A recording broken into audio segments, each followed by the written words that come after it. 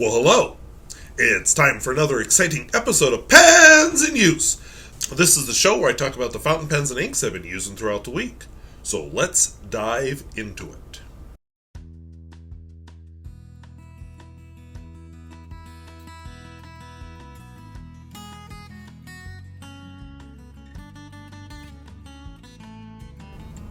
If videos like this interest you, where I talk about fountain pens both new and old and at all price points, I would invite you to subscribe. And hey, what do you think about seasons?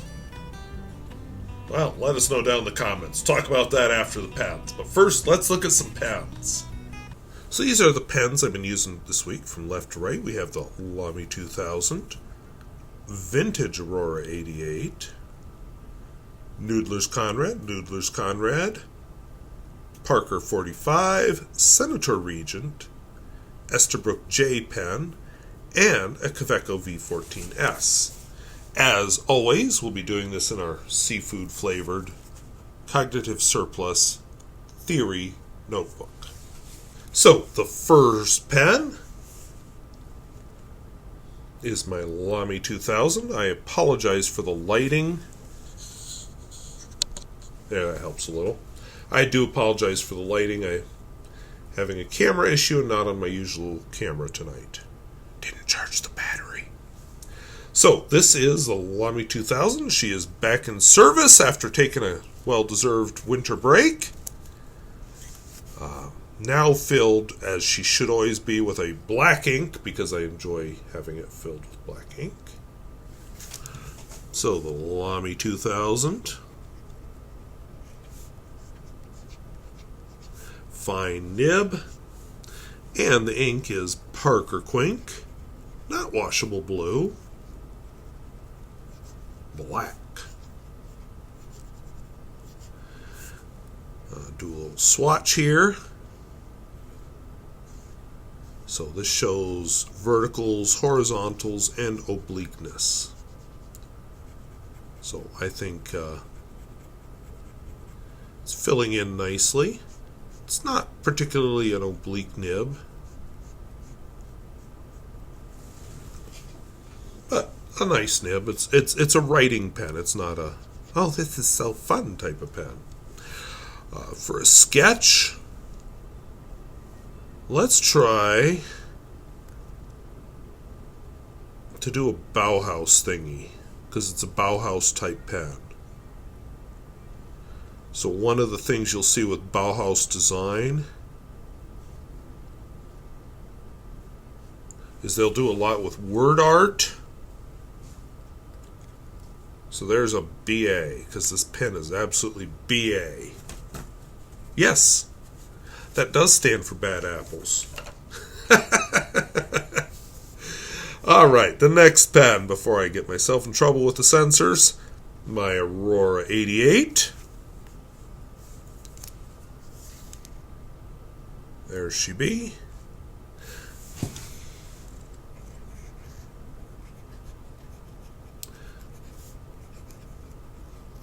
And I own two Aurora 88s. One of them is very faded and has a very flexible nib.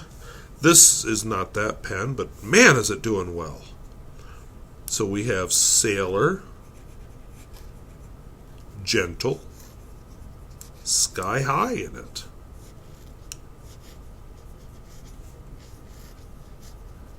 And we had a little bit of a fuzzy in the nib there, but it's worked itself out. So very attractive blue, almost a turquoise. There's also a Sailor Jentle Ultramarine, which I'll pull out at some point, probably after this one's used up, because I have a lot of blue ink I got to work through. I've been working through ink. You know, I used up, I think I told you last week, used up a bottle of Lamy Coral. Now I'm trying to use up some others. I'm going to use up a bottle of something brown next, I think. But anyway, Sky High. Oh, we've done a airplane with this ink, so let's do a rocket. It's going to interfere with my BA, but so be it.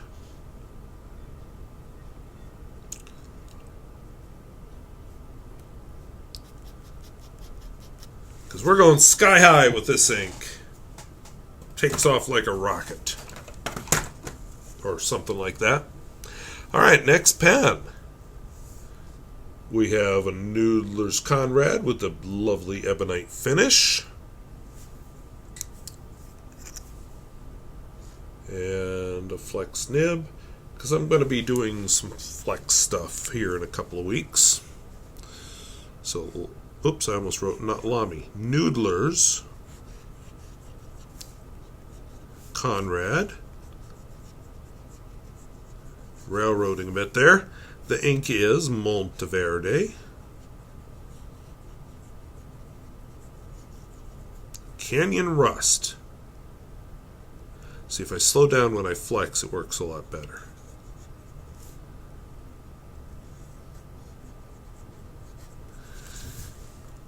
Or Rust Canyon? No, I'm pretty sure it's Canyon Rust. Do a little swatcher doodle. Oh, maybe we'll poke it up a little. Swatcher doodle. Verticals, horizontals, obliques, verticals, horizontals. A little bit of a flex test. Can't seem to slow down quite enough with this nib and ink. But man, it can flex. So let's do whoop. Whoop.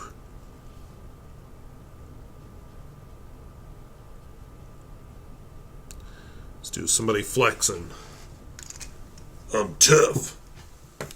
I got me a big bicep, you know. Oh, do you? That's nice. My other Lamy 2000. This is my only white pen. It's starting to yellow a little with age, so I don't know about the quality of acrylic that was used by Noodlers to make this pen. Woof. But whatever.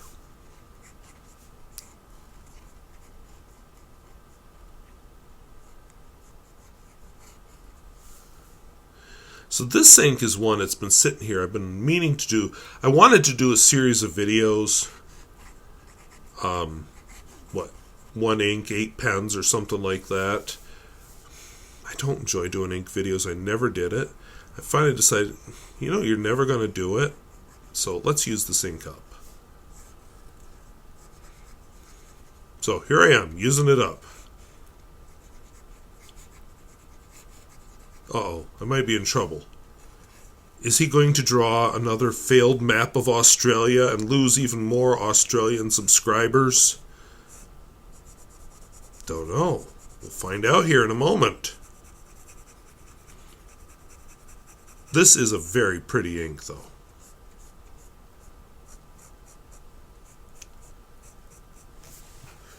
So, let's draw not a map of Australia.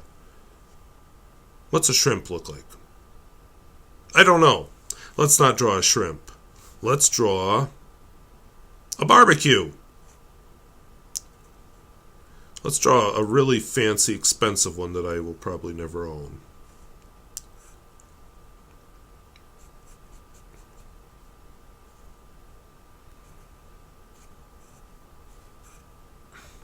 There we go. Got a fancy barbecue. BBQ. Because we're going to throw another shrimp on the Barbie. Or whatever it is they say. Then we get to the Parker 45.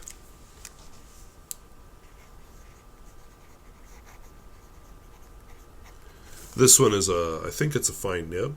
Yep, that's an F. Fine nib. And the ink in it is Akkerman. Groenmarkt Smaragd. Another ink I'd really love to use up. Not a bad ink, I am just tired of it. But I'm sticking with my goal of using up bottles of ink. It had some success in the beginning when I used empty or small bottles. Now I am having to wait longer between successes. But I have dreams. Dream, dream, dream, dream, dream, dream.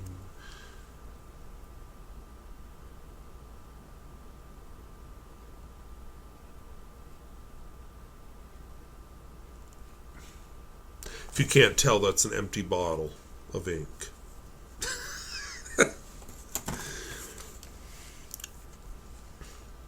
So I had a few people comment on how pretty this pen is, and I have to agree. I am a little biased because I like Senator.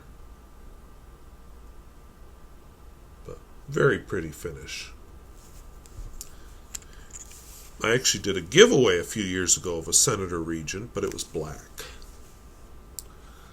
Senator Regent. So back before the winter break, I was using this ink in my Lamy 2000. So I made this vow. I'm going to continue to use this ink. It's not blue, it's blue-black. Just not in the Lamy 2000, because I discovered I really missed being able to write in black. So right now it's in the Senator Regent. I'm sure it's going to make its appearance in my Pilot Custom 823s. Yes, I own more than one. Don't judge me. And some other pens. Because it actually is a very nice ink for writing. I just have other inks I prefer. So blue-black. Let's draw a blueberry with mold growing on it. So it can have blue and black. Oh, I'm a bad person. And then we get to the Esterbrook J pen, given to me by a famous YouTuber who thought I should try out vintage pens, not realizing that I had already purchased several of them. I just hadn't put them on the channel yet. This one has a 9049 nib. There we go. Well, maybe you can see it. Don't know. But anyway, Esterbrook J. Whoop. Okay, so did I mention I'm not a fan of this nib at all? I don't like their flex nibs.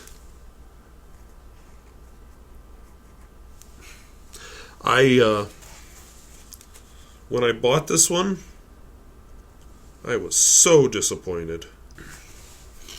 Esterbrook J. And you can see why. So guess how much I've been writing with this pen this week. Did you say not at all? You're right. And you know what? I'm already done. You're not getting any more writing sample out of that pen. And don't expect to see it next week either, unless I put a different nib in it.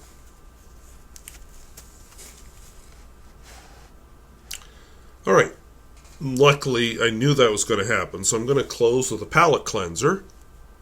We'll take a look at one of my favorite of my pens, Kaweco V14S. This unassuming little slim black pen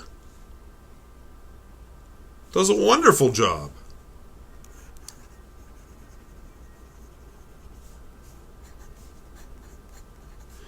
Has a fine nib in it, and the ink is Atramentis. Red Roses.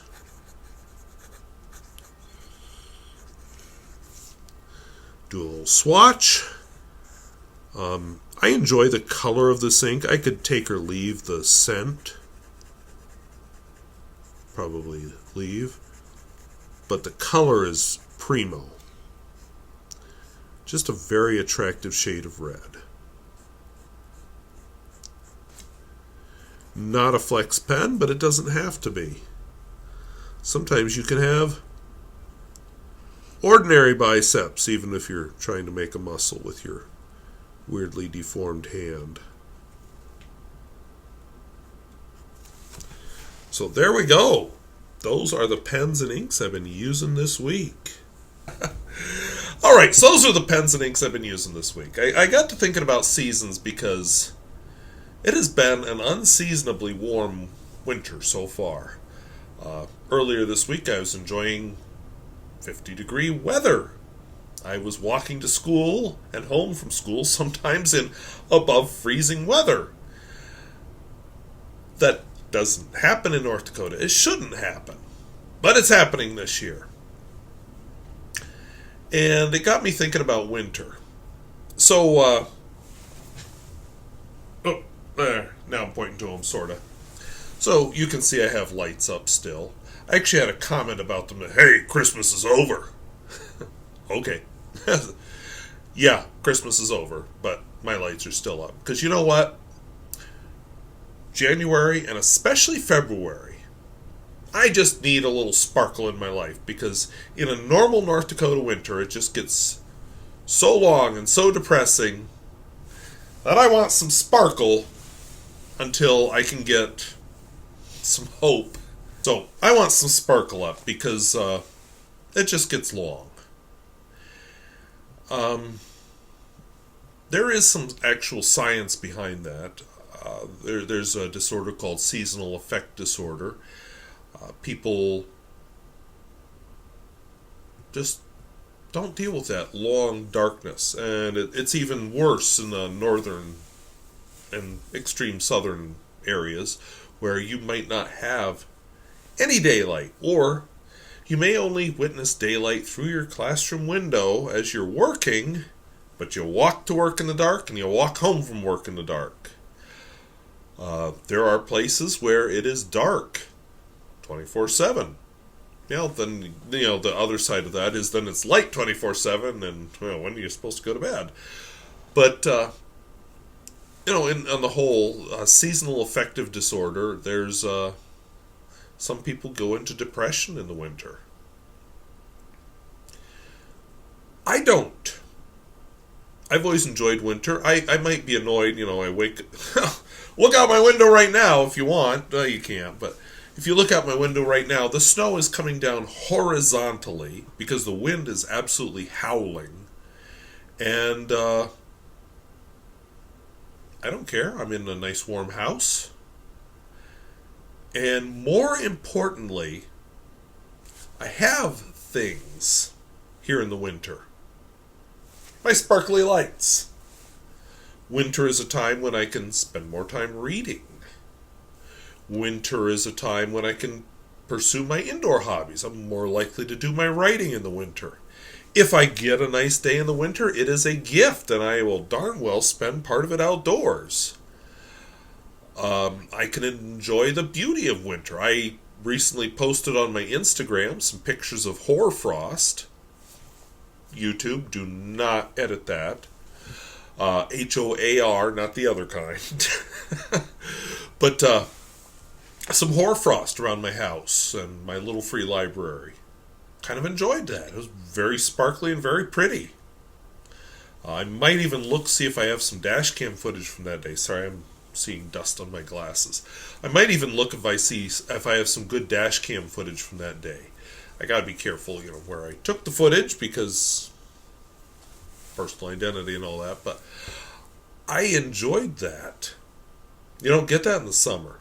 Yeah, there's things I like about summer too. There's things I like about spring. I will be totally honest, my favorite season of the year is probably fall. And not just fall with the pretty leaves.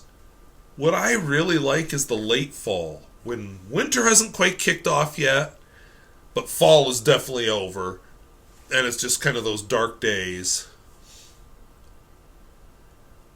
I enjoy that time of year. I just feel energized that time of year.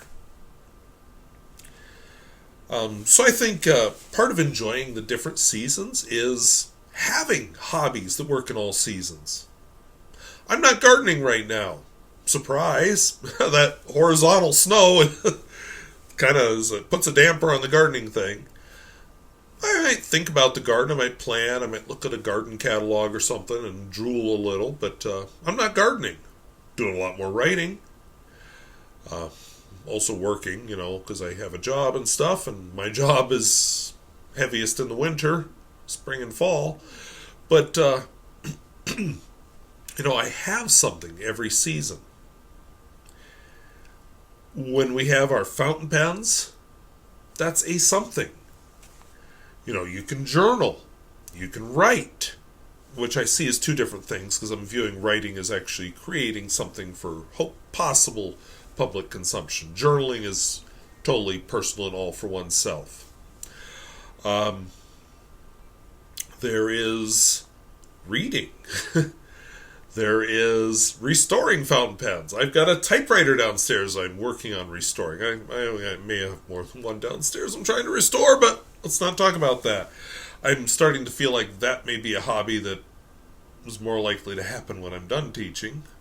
But, yeah, one of the things I've learned is there's some steps of typewriter repair that just are not done indoors when you are heating with natural gas forced hot air. Didn't learn it the hard way, because I was smarter than that. I've got a chemistry background. I'm like, ooh, the fumes from this will be flammable. Oh, yeah, better not do it at all indoors. So I have also natural gas water heater.